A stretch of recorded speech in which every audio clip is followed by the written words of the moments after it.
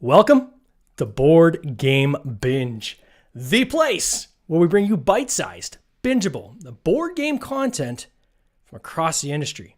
I'm your host, James Staley, and in this episode, we're welcoming back fellow Canadian Conor McGoey of Inside Up Games. Inside Up Games is the publisher of Block and Key, City Builder, Gorus Maximus, the Summit series, and many, many more. Their games are played in over 60 countries, and their newest smash hit, Earth, is currently on Kickstarter. Conor, welcome to the binge. How you doing? Good. That is a mouthful you have to go through there. Well done. I know, and I know you love it when there's hiccups in the system. Yeah, it's like you're just giddy. Oh, it's fun because it's like I get to see it from the other side instead of me there dealing with hiccups. You have to deal with the hiccups. It's great. Yeah, it's pretty good. So if people want to check out the last time we had on the podcast, that was episode 72, I think. 74, episode 74. And that was almost a year ago to the day. I think it was it's almost a year ago around this time that we chatted with you, got into your whole history. I encourage anybody who wants to learn more about kind of the background of how Inside Games kind of was formed. Check out episode 74. You get to have fun watching me actually stumble over my words in the intro, which Conor pointed out last time too, and we agreed to leave it in. And this time we had some technical difficulties, which is why we're like 3 minutes late going into the podcast. But thank you everyone for your patience. Definitely well worth the wait. I gotta tell you, this is I'm actually pretty excited about this. I reached out to you about, gosh, it was probably about 6-7 weeks ago, right? When I said, Yeah, for sure. when I saw the first thumbnail, I'm like, dude, we gotta get back on the podcast and talk about Earth. This looks absolutely amazing. For people that just don't know you, can you give us kind of like the 2-minute rundown of what Inside Games is and kind of what you do? Yeah, for sure. Inside Games, do you mind? Yeah, no. So I guess, very basically, I created Inside Up Games, what it would be 6 years ago now when I did my first Kickstarter for Summit. 6 years ago, crazy. And then, created it. And then that led to the second game, third game, fourth game.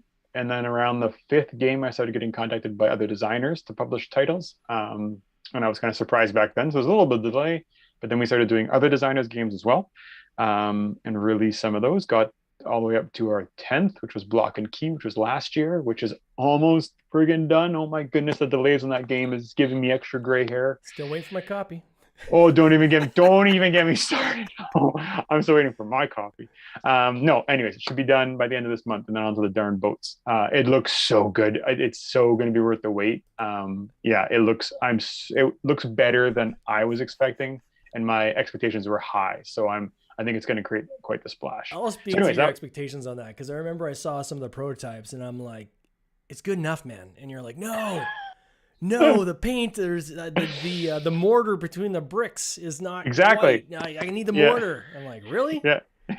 The paint adhesion was acting up, and then the coverage wasn't right, and the color was off for colorblind friendly player or color vision deficiency players. Yeah. Anyways, all these things were driving me crazy. So that was last year. And then Block and Key went really well for us, which is awesome. Amazing supporters on that as well. Yeah. And then, we've been developing Earth, I feel like for a year and a half now. And then Maxim's put, the designer, he's put at least maybe 2 years before bringing it to me. And it's just been great. I just thoroughly enjoyed it. I know it sounds funny because I'm clearly selling the game. Yeah. But I also don't get behind games that I don't personally enjoy. And I know my games, Inside Up Games aren't for everybody. Yeah. But I think this one is going to hit it huge. It just checks off every box.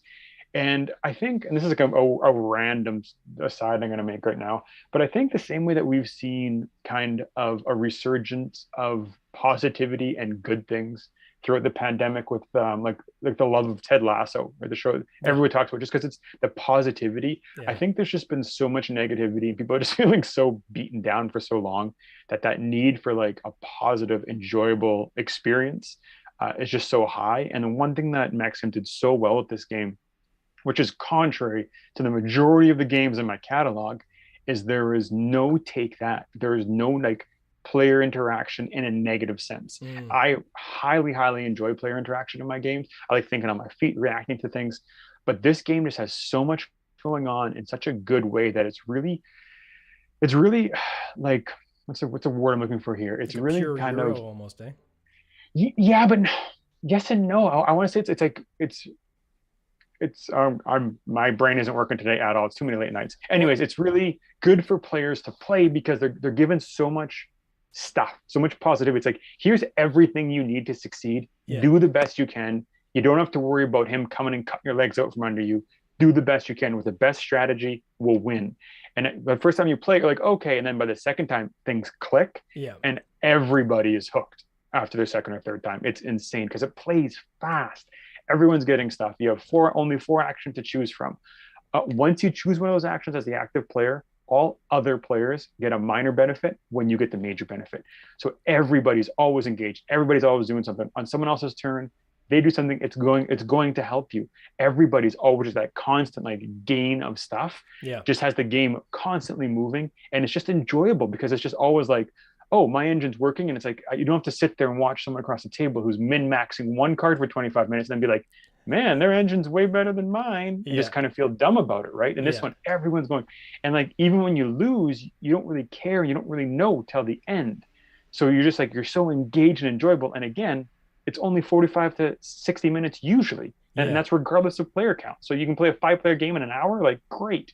And then you're done. Well, let's do it again. Like it's just he did a really, really good job. Yeah, and we'll get into the nuts and bolts of the game in a second. I'll share my screen when we do that. But I was watching the preview with Our Family Plays game with Mick and Stella, and I mean I think they hit it on the head as they said, you're starting with resources. You're getting a bunch of stuff at the beginning. And, a lot of these kind of engine builders out there, you start with nothing, right? And you got to kind of build it up. And as you said, it becomes very evident whose engine is probably going to win, right? When you get halfway into the game, where being able to start with a bunch of stuff, it really opens up a really broad set of decisions you can make, which is going to kind of spider off in different directions. So I think that's pretty cool. And it's so simple because I'm going to keep interrupting for the whole show. Interrupt away. And that's the thing, because for a lot of engine builders, like, okay, like this is interesting, yes. And for that first hour of a 2 or 3 hour game, you're doing that slow kind of building block. I'm just going to line up everything. So once his engine starts ticking, it's going to work.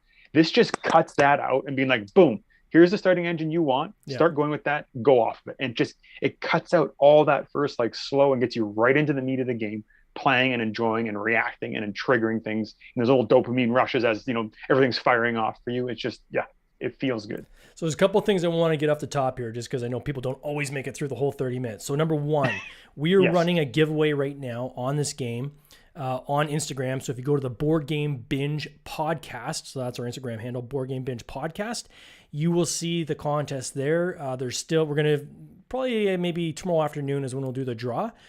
But so if you're listening to this podcast between now and then and you haven't done this already, it is the easiest possible contest you can enter.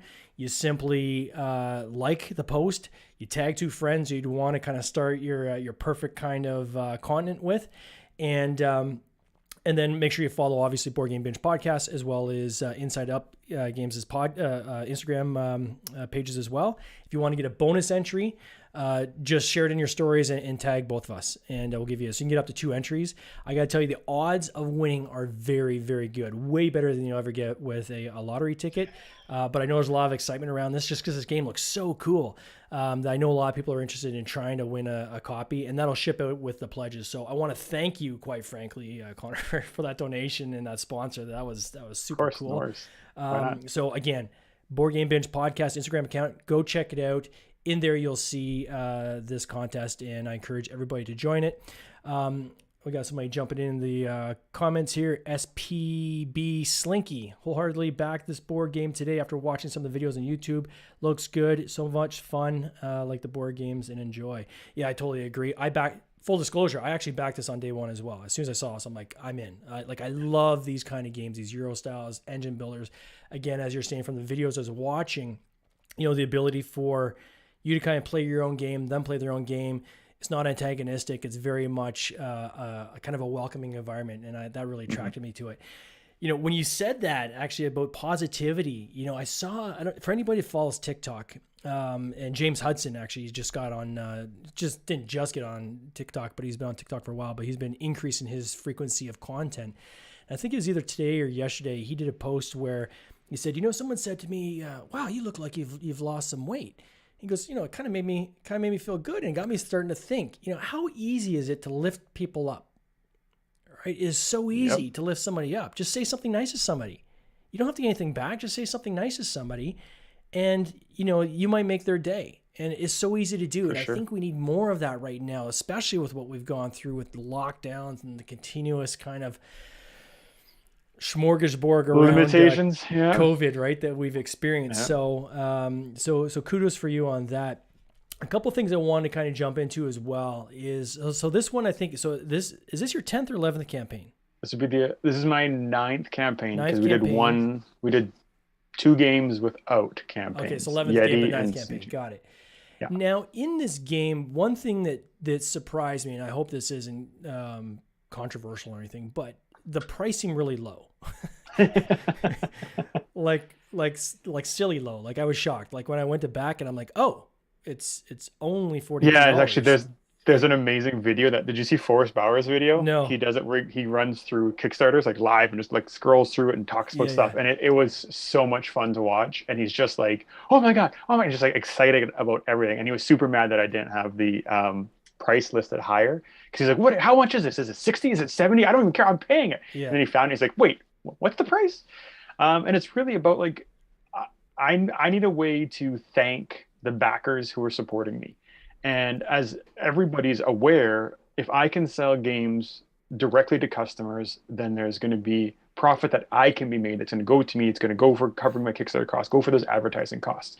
So the best thing I can do is give them the best product I can give them at the best price I can give them as a thank you for them for believing in me. Yeah. And it's true. Like, you look at it, you're like, oh, if I had just increased the pledge by $3, right? Because it's 42 US. Oh, it's US. Right, it's still 54 42 Canadian. US, like, for this game. Right. Like, again, most games I see that like this size, this kind of medium weight, you're starting at 60, right? And it's true, but I don't know. To steal a line from Roxley Games, we make money. I make money to make games, right? I'm not making games to make money. And I always try to remove as many barriers to entry as possible, right?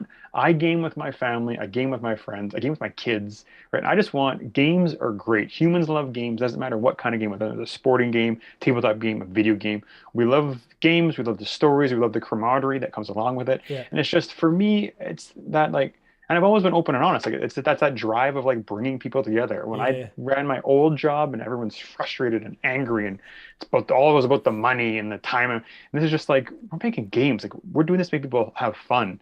And if I can realize that, like, someone on the opposite side of the world in a language I don't even speak has like one of my games on their table and having fun with it, then that's a massive win. Oh, that's a super cool feeling for sure. And just one more thing on the price before I get there. And then again, when I looked at it, I'm like, okay, well, he's going to make it up obviously in the shipping, right? And then I look at the shipping, I'm like, what? So this guy's subsidizing his shipping and he's got a low price. Can he make this game? So, well, the other thing is that, so the other part of the backstory is that Maxime, the designer, and I were talking as well. And one of the things, and I say this in the last update, one of the things that's always kind of hurt inside of games is just that nobody knows us. We're one more company in a massive marketplace. Yeah.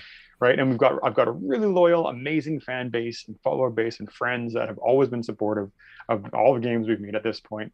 But that's always been the issue, is getting people to play our games. And once they do, we go to conventions, we do really well because people play the games, then they love the games. So Maxime and I actually went into this Kickstarter with the expectation of like funding and then, waiting for the game to get out into the wild, and then the hype coming from people being like, holy hell, this game's amazing. But luckily, just from the excitement from the art, photography in this case for the game, from the look, and probably from the price point, and then for the TTS mod, people are playing it like crazy. Yeah, no, I hear it. I mean, clearly there's a lot of value here, right? And I think it's reflective of your passion. We do have some live viewers watching. I'm going to ask each and every one of you, please smack that follow button. So give us a follow. We really appreciate it if you're watching on YouTube. So back to your point of what you're saying about the feeling of someone playing your game. I remember the first time I saw somebody playing like one of my games where I wasn't involved, right? Because there's always at the beginning, you're playing and you're getting other people to play with you. But the first time I saw somebody actually pull the game out and start playing it, it just kind of, it took me back a little bit. I'm like, whoa, like it just kind of hits you. Yeah. Then the first time you're actually hearing from somebody on the other side of the planet and they're talking about playing your game and how much they love your game, and they're interacting with you. Like, it is a crazy feeling. It really for is, sure. right? And I think that that's quite frankly part of the addiction with publishers that get into this indie industry. It's that community you're building, right? And it's a global community. And I think that the part of that really kind of almost feeds the soul. It sounds silly to say that, but it's kind of how it feels, right? It's crazy. And I still remember actually the one that hit home to me first was when Summit released at Gen Con 2017. Yeah. And my editor, Daniel Mansfield, is a professional editor by trade. And he happened to connect with me through BGG. And he's done all my rule books since. And he's an amazing human being. And he's an ASL, so American Sign Language speaker. So he actually helped out at the booth, but then he also hosted ASL sign language game of Summit. Yeah. And it was the coolest thing to witness, again, just because it's like, it's totally out of my element. And to see like the enjoyment, the fun that they were having and how that happened. And then again, boom, fast forward to me being in Essen and like me explaining the game, and then the person I'm talking to turning and then translating that to the friends at the table as we walk through the game in a language I don't speak, and just to be there, like, and then walk back and be like, they don't even need me. Like, they're explaining everything to each other. They're helping the next table play, and like, it's fun. No, it's awesome. So I do want to show people this game. So I'm going to switch over to the actual Kickstarter page. First of all, congrats, man. You're already at $200,000 on a $42,000 goal. Like what, 1 day in or 2 days in? 3,064 backers. I mean, this is a smash hit. I mean, there's no other way to describe it. Interesting that it's a 21-day campaign. What was the reason for the 21-day campaign? The last, probably, I don't even know how many now, but for a while we've done 21-day campaigns. At the start, we did a 30 and like a 28 or whatever. Yeah. But realistically, as horrible as it sounds, that extra week doesn't really do much. You might get in one more run of coverage from the bi-weekly podcast or something like that. Mm-hmm. But realistically, the way Kickstarter, it's so big now, and media of all sorts and social media, it's so big now that if people are going to hear about you, they're going to hear about you. That extra week doesn't seem to make or break you. And it just drags out that mid-campaign slump that we all dread and hate and pull our hair out. So if I can cut out a week of mid-campaign slump, heck yeah. Yeah, I've totally made that decision going forward. I'm dropping down to 3 weeks as well. It's just, I mean, you're going to get the majority of your pledges are like, I think it's like 75% of the pledges come in the first 2 days and the last 3 days, right? Yeah. Everything else is kind of spread in week 1 or week 2 and 3. And it's, why not just consolidate that? So how do you play this game? Walk us through kind of how you play the game. I'm showing it on the screen here for people to to see the visuals. So without seeing the visuals myself, going from my amazing head, it's very straightforward. So again, one of the amazing things. So everyone has a player board. They're going to have an area beside them where they're going to build a 4x4 grid. So it has 16 card tableau. Start of the game, you're dealt an island, a climate, and an ecosystem card. The island, all those cards are double-sided. So you're going to have to be able to choose how you want that engine and your strategy to go. In the middle of the game, there's a flora and fauna board, which is populated with fauna cards, which are in-game race objectives, and flora cards, which are end-game ecosystem scoring objectives. Those are open to everybody. And so you would look at that and say, okay, what am I going for this game here? What kind of engine can I create to go in that direction? Then you'd pick one side or the other of each of your island, climate, ecosystem cards. The island is going to give you, you're starting a hand of cards. Of those cards, you're going to have to compost a certain amount dictated by your island. And then you're going to gain a certain amount of soil. Soil is the currency for the game. It's also going to have an ability on the right-hand side at the bottom, which gives you kind of a foothold into the start of your engine. And then your ecosystem card is also going to build into that engine. There's a whole bunch of details on the cards themselves I won't go into right now, but those are basically just extra tag and information, soil cost, victory point value, habitats, little things like that that are going to play into different cards in the game that you're going to try to synergize. Basically, at the top of the player board, there are 4 different action colors. So very simply, on your turn, a player is going to choose one of those 4 colors. As the active player, they get the icons and the income on the bottom of that colored bar, which is more. And then at the top, you can see there's a multiplayer icon. Everybody else at the table is going to get a minor income. So if you look at the red action, for example, if I was the active player, I'm going to get 5 soil, and I can compost 2 cards from the deck. Compost is both endgame victory points, but also an endgame resource as well. All other players are either going to get 2 soil or 2 cards from the deck. So that was one of the things that spoke to me right away as the publishers. You have 4 actions to choose from. That's it. Yeah. The best part is that everybody's always engaged, because as I'm getting something, you're getting something. So the game is always going. After those two things, everyone's going to activate their red cards that are in their tableau and on their player board and their multicolored cards. So again, everybody's engaged, everybody's getting supplies, everybody's triggering their cards. And what ends up happening is the game just keeps progressing and progressing. So everyone's engine is building quickly, and no one kind of feels left behind. It's not that runaway leader. You're not stuck waiting ever for someone to play their turn forever. But yeah, there's definitely no time for cell phones at the table, because you're just so interested. I'm like, okay, this is what I'm gonna do on my turn. Oh, when James does this, that's going to get me this. Now I know I can do that. So like, you're reacting to what someone else is giving you inadvertently in a way. Yeah. But yeah, it's just, so that's basically how it's played. That's cool. First person to put a card into their to finish their 16 card tableau triggers the end game, equal amount of rounds. At the bottom of the player board, you can see the 8 different ways that you add up victory points. That's for the base value of the cards. The event cards you can play during the game, which are like instants that kind of interrupt play. Nothing is take that. They're going to help you, but they're also going to cost you some victory points.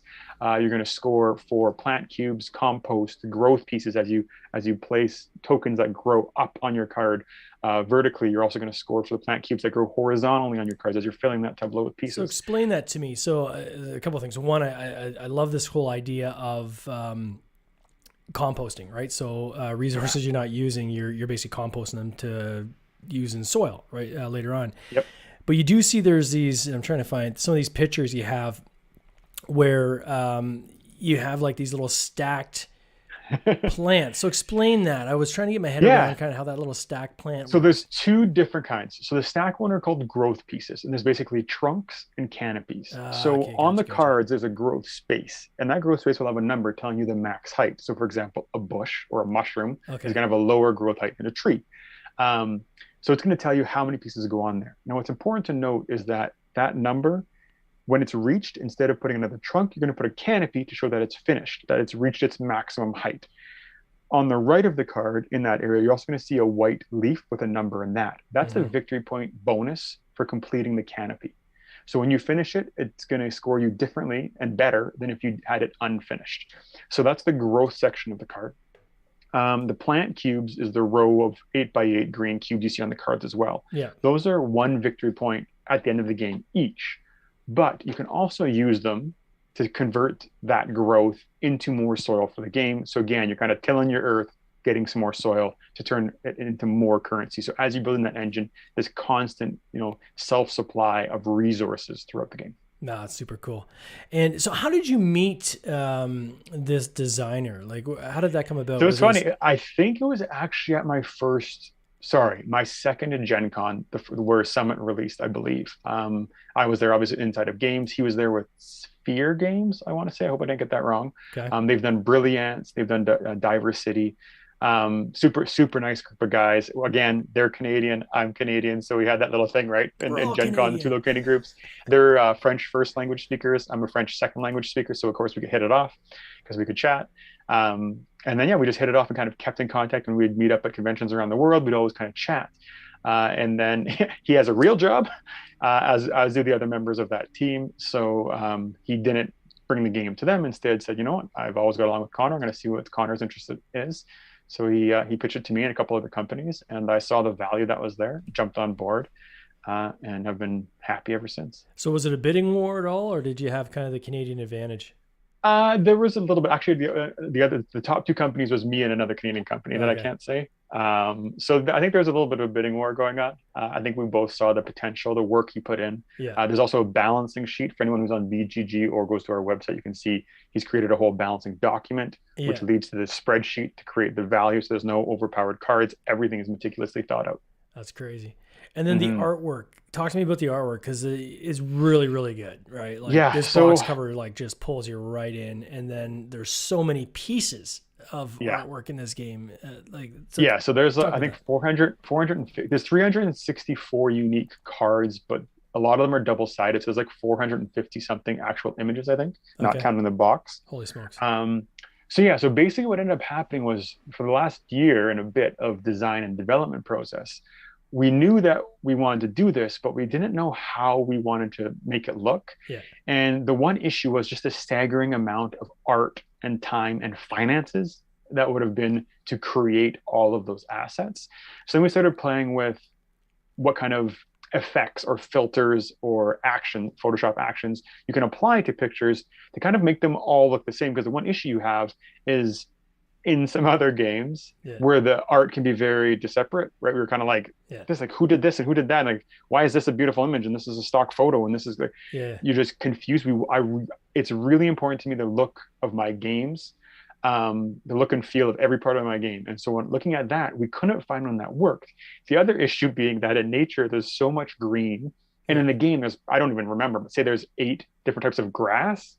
Well, if you put any sort of filter on that, I've got 8 cards that have green lines on them, and it means nothing to people, right? Yeah. So the thing that we kept coming back to is like these images that are just like unaltered from the planet are beautiful. They don't need anything. So I spent about 2 months hand picking every single photo and purchasing it, and then cropping it and placing it on the card to the best layout that I saw. And where'd you get the photos for people out there who are budding game designers? Oh, themselves? come on. No, I can't give away my magic sauce. No, they're purchased through Adobe. Adobe? Yeah, so there's Adobe stock, Shutterstock, there's free, Exactly. There's a ton of them out there. And quite large libraries too, right? So yeah. And one of the things that was very important to me while going through that is to limit any man-made or human-made objects. So you won't see any humans in the photos. You won't see roads, buildings, boats, any of that stuff. It's just nature in nature. So lots of photoshopping, or? No, none. I didn't Photoshop a single photo. It's all, I just sorted it, went through, looked at it. And actually, I have a folder of mess ups. I was going through so many photos and I'm like, oh, there's a picture there. Oh, that's a house. How did I not see that house? So those are in another folder that I've bought and paid for, but they're just disappeared. You just use a healing brush, just kind of just circle over that and boom. Well, that's one of the things that was important to me is not, I used to be a photographer as well. And I know that how easy it is to retouch and how to make this stuff look even more amazing. Oh, yeah. But I think there's so much more impressive when someone could open the game and look at it and be like, this isn't faked. Like even the box cover, everyone's like, is that draw? Is that a painting? What is that? It looks like a painting. A picture. Side note for everyone who's interested, every time I found a photo that I was like, whoa, it's Iceland. Every time. Oh, these volcanoes, the beaches, the waterfalls, the land. Every time. I've been all over the world. I haven't been to Iceland, but it has bumped to the top of my list because I was like, this is beautiful. It's breathtaking scenery. Crazy. And even your logo is cool too. So is the same artist, did they do the logo? No. So that's Kenneth Spahn. He's a graphic designer that I've wanted to work with for a while. Super nice guy. And just, him and I kind of hit some stuff around and kind of told him what I was going for. We tried some different looks. This is a look he presented and I liked, but he's just one of these guys that has his brain going all the time. Yeah. So he came up with a whole bunch of other ideas and we kept going back to him, be like, no, like this is the one. This is the beauty and the simplicity. Yeah, I love it. It's so cool. And then you've got some add-ons in this game as well. So can you talk a little bit about that? Like, I think I saw like one was like, was it a solo add-on? Is that correct? No. So solo's already part of the game. So it's 1 to 5 players. That's all built in. No, I don't think I've ever actually. I don't like the idea of having to pay to get more of a game that should be in the game from the start. So the only add-ons we have are completely cosmetic. So you can get play mats, which are not needed for play. These are because Kickstarter backers ask for playmats. They are not needed. Got it. There's also a wooden insert for the game. It's not needed, but for those of you who like inserts, it works. The issue I have is I love making very useful, nice inserts in my games. Yeah. In the past, they've always been vacuum formed out of plastic because it's earth. I'm trying to keep it as eco-friendly as possible. So it's only done with wood, cardboard, paper, and soy ink. So it's eco-friendly and recyclable. Wow. So I couldn't do a plastic insert in the game, which is why I'm offering the wood one, but that cost is very high. So I couldn't put it into every version of the game. So those are the people who want the insert can get it. And it's a 5-piece insert, which actually has the card organizer tray in it and 4 resource bowls that you can kind of come out and put around your table. Did you get the distinction of projects we love on this one or no? Yeah, I'm not sure, actually. I don't think I've got it yet. If it came in, it would have been in the last couple hours, but I haven't seen that. No. Which is funny because I was looking at the Kickstarter page and there's like 40 projects I'm looking at and they all had projects we love. And then I was like, weird that ours doesn't on this one too. Like it's not like, there's not like some sort of goriness or like exploitation. Well, you're hitting all like, the boxes. Why is this? I know. I was environmental hook and it like. Yeah. So, but again, like, and I've gotten it in the past, and it seems to be, and from talking to them, it really just seems to be like it's Kickstarter staff. When they're on Kickstarter, if something catches their eye, they give it to you. If it doesn't catch their eye, you don't get it. So It Yeah. just didn't catch anyone's eye, I guess. Can you see yourself Yet. in the Yeah. future moving over to GameFound at all? Interestingly enough, I've been approached by GameFound and some of the other guys, and I haven't made the move yet for a couple of reasons. One, I'm used to Kickstarter. I understand the limitations. Yeah. I'm just comfortable in that ecosystem, and I've developed a fairly good sized list of or group of followers that follow Yeah. me on Kickstarter. And also, there's a little bit of that kind of brand loyalty that I have, just Mm. because like I am where I am because Kickstarter exists. Yes, they take a cut. Yes, they have things that they could improve upon for sure. But I'm just like, it's also like I'm in this as a business. They're a business, right? Yeah. It's a so, and I get that there's things they could do better, but yeah, I haven't made that switch yet. I'm not gonna say I won't make the switch, because at the end of the day, I do want to do what's best, for the company and for the backers. And you never know what companies will do to change that. Yeah. Yeah, They're yeah, certainly they're certainly on the upswing, that's for sure.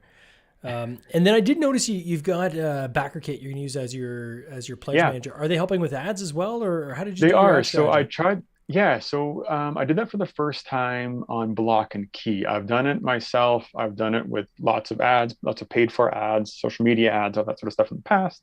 But again, it's just the idea of like slowly getting bigger and bigger, and me being a one man show for so long, Yeah. and just being like, I literally just can't physically, emotionally, mentally, time wise do everything.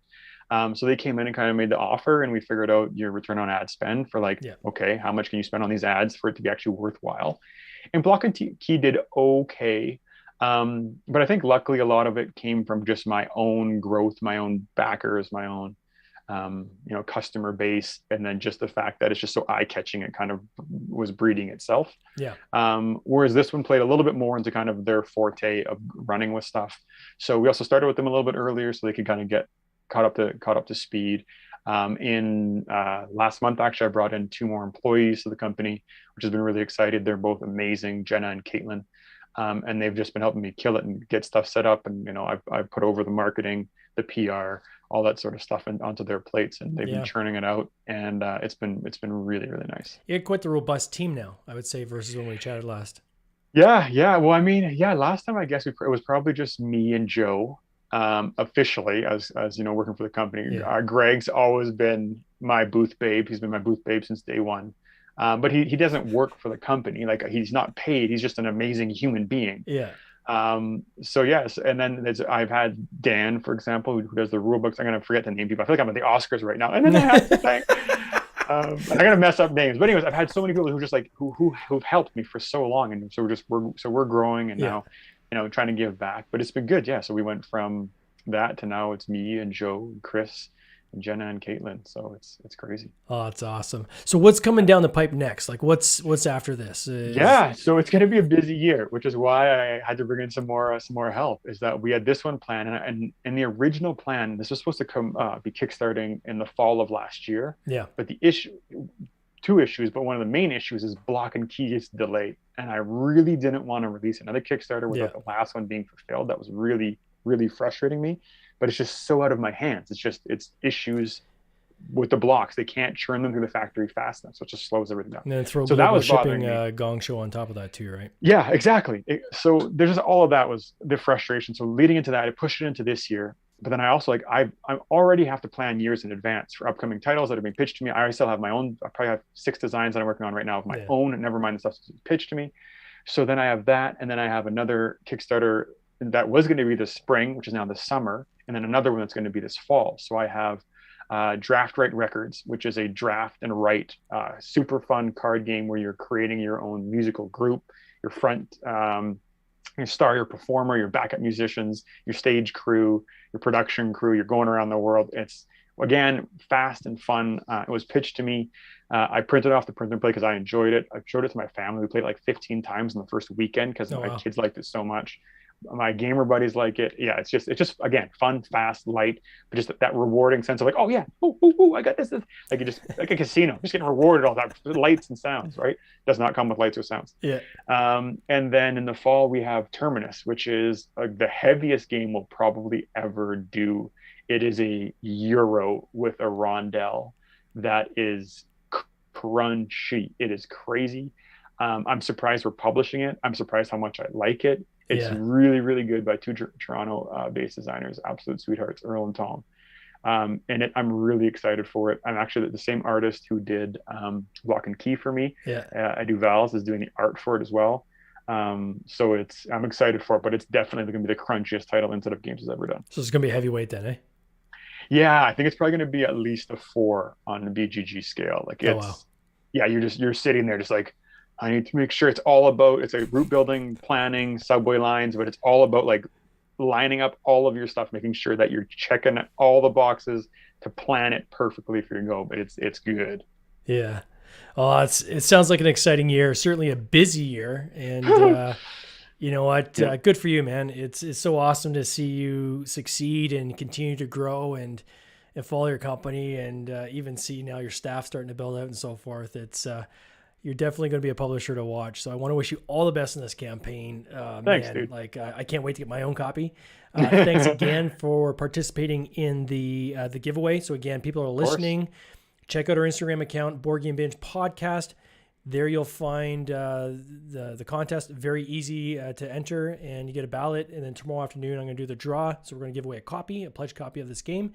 And for those who are watching us live or on the replay, please hit that follow button. We love the followers. Please follow us.